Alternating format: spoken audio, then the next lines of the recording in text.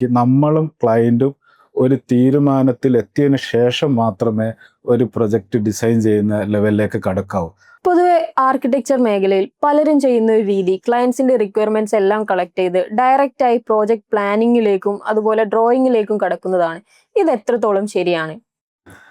ക്ലയൻറ്റിൻ്റെ അടുത്ത് നിന്ന് direct requirements വാങ്ങി പ്രൊജക്റ്റിലേക്ക് കടക്കുക എന്നുള്ളത് അതൊരു തെറ്റായ രീതിയാണ്. നമ്മൾ ക്ലയൻറ്റിൻ്റെ അടുത്ത് നിന്ന് റിക്വയർമെൻറ്റ്സ് വാങ്ങി സൈറ്റ് വിസിറ്റ് ചെയ്തതിന് ശേഷം സൈറ്റിൽ നമ്മൾ ഒരുപാട് കാര്യങ്ങൾ ശ്രദ്ധിക്കേണ്ടതുണ്ട്.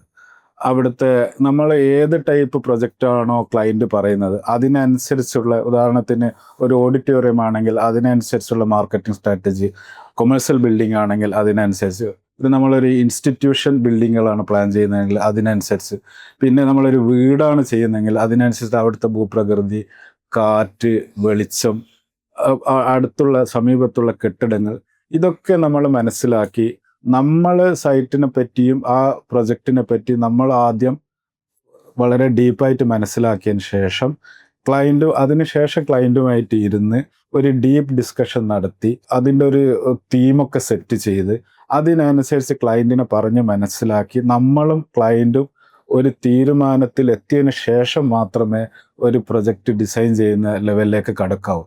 അത് നമുക്ക് വളരെ ഒരു എളുപ്പമുണ്ടാക്കും.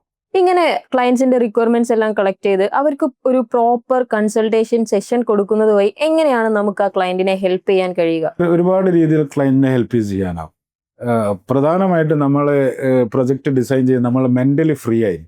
കാരണം പ്രൊജക്റ്റിനെ പറ്റി ക്ലയൻറ്റും നമ്മളും കൂടി ഒരു തീരുമാനം എടുത്തതിന് ശേഷമാണല്ലോ നമ്മൾ പ്രൊജക്റ്റിലേക്ക് കടക്കുന്നത്. അപ്പോൾ നമുക്ക് പ്രൊജക്റ്റ് എളുപ്പത്തിൽ ഡിസൈൻ ചെയ്യാൻ പറ്റും. അതോടൊപ്പം തന്നെ ഇടയ്ക്കിടയ്ക്കുള്ള മാറ്റങ്ങൾ ഒഴിവാക്കിയെടുക്കുന്നത് വഴി വലിയൊരു സമയ നഷ്ടം ഒഴിവാക്കിയെടുക്കാം. അതോടൊപ്പം തന്നെ ഒരുപാട് സാമ്പത്തിക ലാഭവും അനാവശ്യമായ ചിലവുകൾ, കാര്യങ്ങൾ, ഇതൊക്കെ ഒഴിവാക്കിയിട്ടുള്ള സാമ്പത്തിക ലാഭം ഉണ്ടാകും.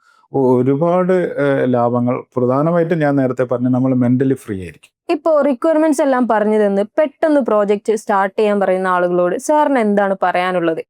അത് അങ്ങനെ ചെയ്യരുത് എന്ന് തന്നെയാണ് എനിക്ക് പറയാനുള്ളത്. കാരണം ആദ്യം നമ്മൾ പ്രൊജക്റ്റ് ഡിസൈൻ ചെയ്യുന്ന ആൾ ഡീപ്പായിട്ട് ഇതിനെപ്പറ്റി മനസ്സിലാക്കിയതിന് ശേഷം മാത്രമേ, അത് ക്ലയൻറ്റിനെ കൺവിൻസ് ചെയ്തതിന് ശേഷം മാത്രമേ നമ്മൾ പ്രൊജക്റ്റിലേക്ക് കടക്കാവുള്ളൂ